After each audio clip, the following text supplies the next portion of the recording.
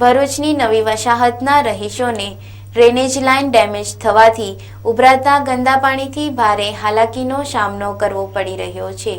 નવી વસાહત પાસે જ આવેલ કૃષ્ણનગર સોસાયટીની ડ્રેનેજ લાઇન ભરૂચ નગરપાલિકાની રોડ તેમજ ગટરની કામગીરી દરમિયાન તૂટી ગઈ છે, જેના કારણે મુખ્ય માર્ગ સહિત નવી વસાહતમાં આવેલ ખોડિયાર માતાજીના મંદિરની પાસે ભારે દુર્ગંધ સાથે ગંદુ પાણી ઉભરાતું રહે છે, જે અંગે વારંવાર રજૂઆત કરવા છતાં પણ કોઈ જ કાર્યવાહી કરવામાં આવી ન હોવાથી રહીશોમાં આક્રોશ ફાટી નીકળ્યો છે।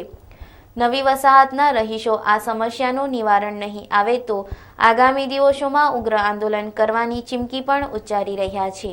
અહીં એક બાજુમાં આવેલ કૃષ્ણનગર સોસાયટીના રહીશો દ્વારા છોડવામાં આવતું ગંદુ પાણી જેનો કોઈ પ્રકારનો નિકાલ થયો નથી। નગરપાલિકામાં કેટલીય રજૂઆત કરવા છતાં તેનો કોઈ સમસ્યાનો ઉકેલ થતો નથી। તો અમારી એ ઈચ્છા છે કે અમારા રોડનું નિકાલ થાય, એના સારા રીતે એના સારા પાકા રસ્તાઓ બને। લોકો અહીંયાથી આવજાવ કરે છે તો લોકોને પડે છે, ભાંગે છે, વાગે છે, તો એના કરે કોણ?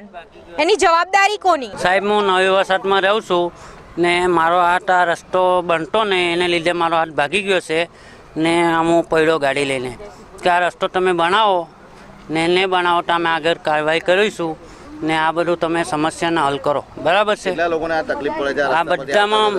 બધા લોકોને તકલીફ પડે છે સાહેબ, આ પૂરી સોસાયટીમાં બધાને તકલીફ પડે છે।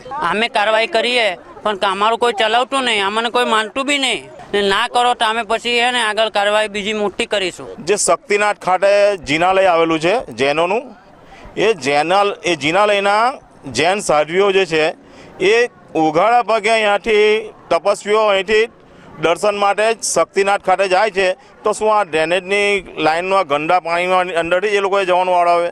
બીજું કે આ જે રોડની ઉપર અસંખ્ય લોકો, કાલે અમે ગણતરી કરી હતી અહીંયા બેઠા બેઠા, તો અહીંના જે સ્થાનિક અમારા જે ગેરેજવાળા ભાઈ છે એમણે એવું કહેવું છે કે લગભગ 48 જેટલા લોકો સ્કૂટર લઈને અહીંયા પડ્યા છે।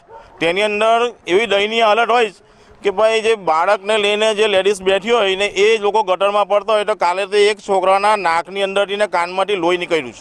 એટલે અમારી માંગણી એક જ છે કે ભાઈ અહીંયા જો આ એક તો ધાર્મિક સ્થળ છે, આઈસી ખોડિયાર માતાનું મંદિર છે, અમારા આવતી 15 ફેબ્રુઆરીના રોજ ખોડિયાર જયંતિનો મહોત્સવ છે અમારો, તો એવા સમયે પણ દર્શન માટે જો પબ્લિક આવતી હોય તો નગરપાલિકા પાસે અમારે ફક્ત એટલી જ માંગણી કરવી છે કે આનું વહેલી તકે નિકાલ લાવો, નહીં તો પછી અમે આગળ કાર્યવાહી કરીશું।